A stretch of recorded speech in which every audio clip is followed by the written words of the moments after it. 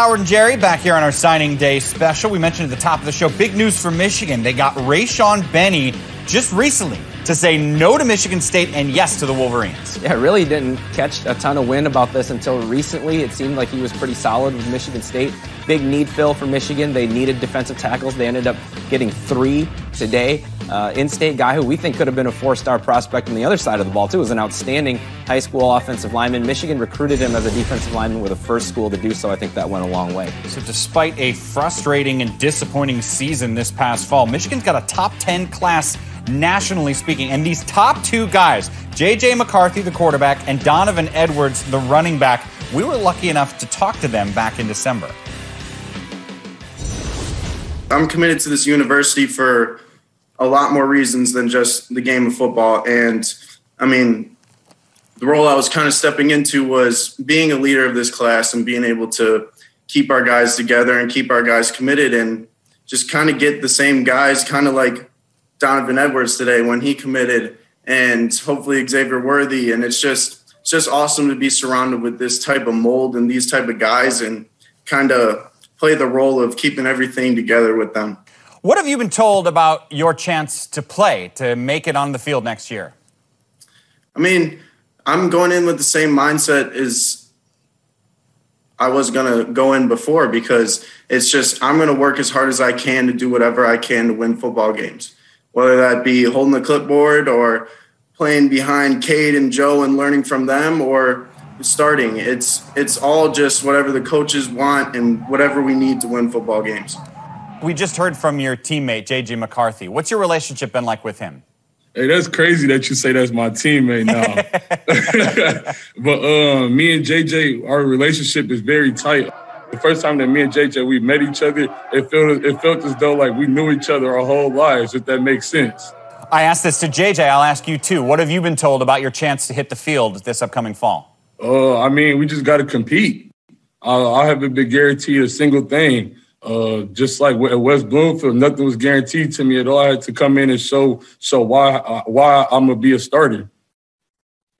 Those are 2 guys, both ranked in the top 50 nationally, regardless of position.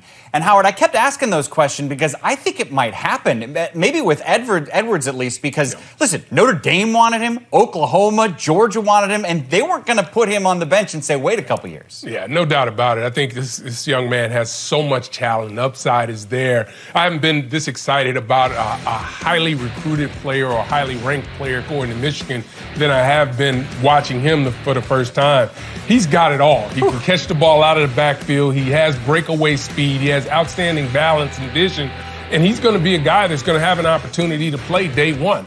If he's able to pick up the system, if he's able to catch the ball and do all the things he needs to do, be consistent, I think he's going to have an opportunity to really put up some huge numbers in this system. And being able to do that will, to me, give this Michigan team an opportunity to win a lot more games. And I think it all starts up front. And I'm not saying that he can change the fortunes of Michigan football, particularly on the offensive side, but I'm telling you he does give them that chance to be a special offense. And I'm excited to watch him at the collegiate level.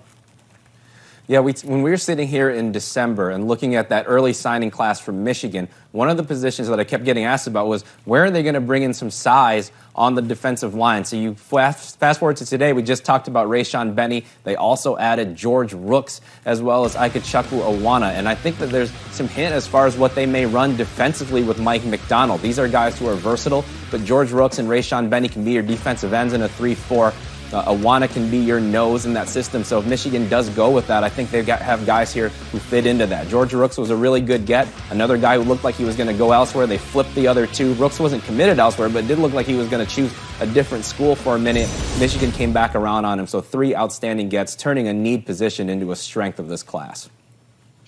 I think Michigan's a really interesting recruiting program. I don't know that it really matters what kind of season they have. I mean, in 12 and 13, Brady Hoke signed the 6th and then the 4th best class in the entire country, and he got fired the next year. Michigan won 2 games last year. They're still going to have the 2nd best class in the conference and one of the best classes in the country. I think the culture there is that it's attractive to a lot of players that want more than just football. I don't think it's a football-centric type of program. I think it's a university-centric type of program. And as a result, you get a great education, you live in a great town, you play for a historic power, and hopefully you have a good experience in football. But I don't know that the yearly record really has a lot to do with the recruiting classes. I've gone back and looked at recruiting classes for the last 10 or 15 years. If they're not number 2, they're number 1 in the conference, and they will continue to do that regardless of the results on the field. So I think it's more about developing the players once you're getting them, coaching them once you're getting them, and really bringing out the best in these talented guys in the program. Right. You can't say that bringing in talent has been a problem for Harbaugh. That's 6 full classes. 5 of those 6 have been ranked in the top 15, and half of them have been ranked in the top 10.